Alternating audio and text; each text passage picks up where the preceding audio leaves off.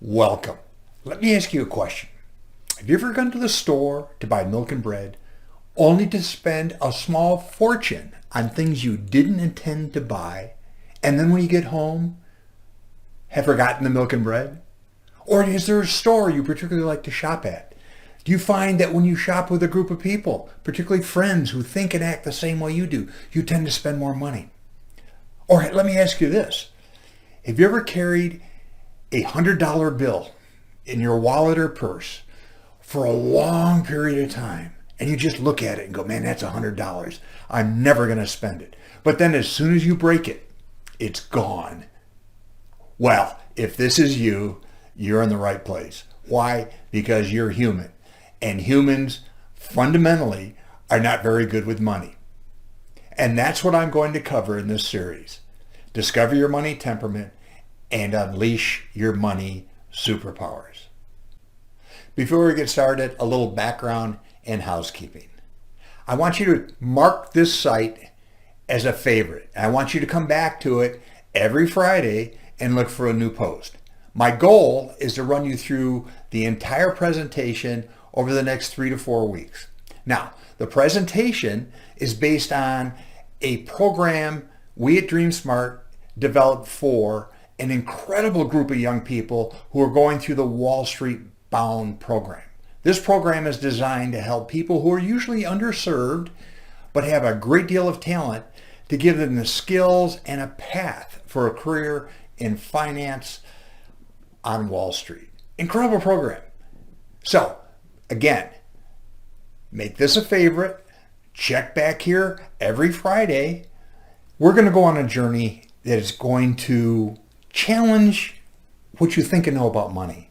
It's going to challenge how you believe you make your spending choices. And hopefully at the end, you'll have a better understanding of how you're wired for money and have the tools to make better spending choices. Now, before we get started, we need to understand that what you know about money may be incorrect. This quote we use in all of our presentations. Know yourself with money is critical to making good money choices. But to know yourself, you must sacrifice the illusion that you already do. You may think you understand how you make your money choices. You may think you're a great investor, a great spender, a great saver. You may think you're a basket case with money. It doesn't matter. What I'm going to do in this presentation is challenge the orthodox approach to money and the belief that we're all rational money spenders. But for you to get anything out of this presentation, I challenge you to accept that what you know about yourself and money may in fact be wrong.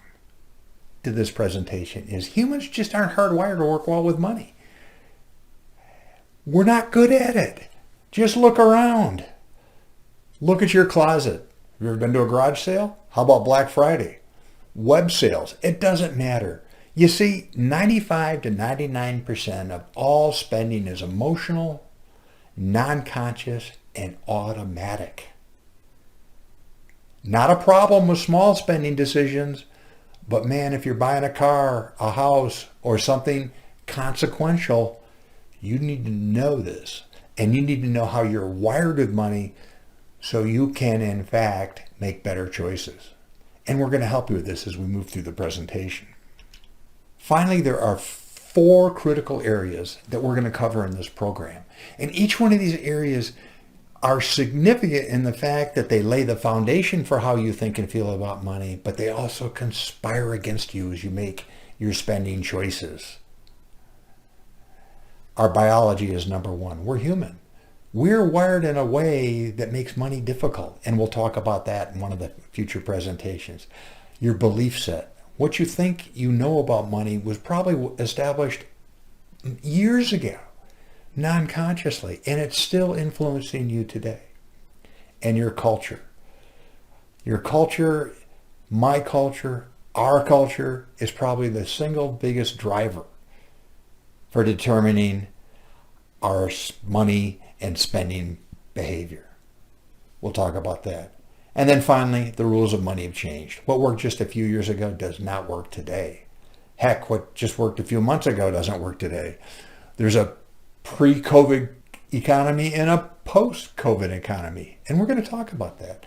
So in this series, I'm going to bring you through these ideas that humans are not hardwired to work well with money, and we're going to explore the challenges you face with your hard-earned money to get the most out of it and take good choices, because your biology, your beliefs, your culture, and the rules of money all impact your spending choices. Okay, in this first introductory series, we've laid the groundwork. We've talked a little bit about the idea that maybe what you think and feel about money may be different than what you were taught, and that you need to have an open mind and realize that there are a number of forces that impact on your spending decisions.